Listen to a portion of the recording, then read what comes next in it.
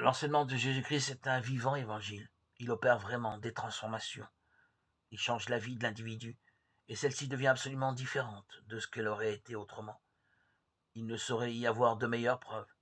Ceux qui ne comprennent pas notre enseignement disent parfois que nous nous leurrons, que nous feignons d'être en bonne santé que quand nous sommes malades et prétendons que tout va bien quand au contraire tout va de travers. Ils se figurent que, semblable à Pollyanna qui est un personnage principal d'une suite de romans américains, qui systématiquement ne voulait voir que le bon côté des choses. Nous essayons de nous suggérer, de nous suggestionner, en appelant blanc ce qui est noir. Nous nous trompons. Rien n'est plus faux, naturellement.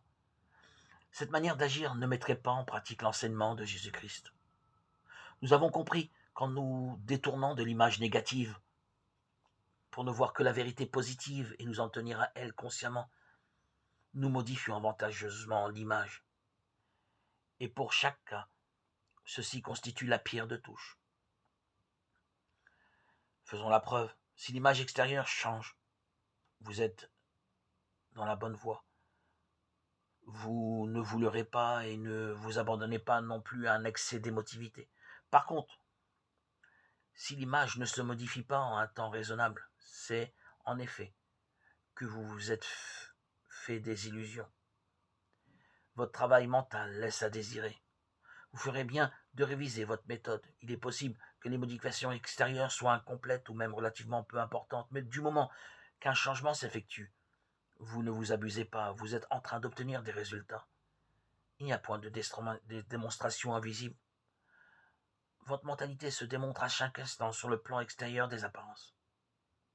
Excuses, illusions, faux fuyants sont vains quand nous savons que l'image extérieure exprime sans appel la vérité.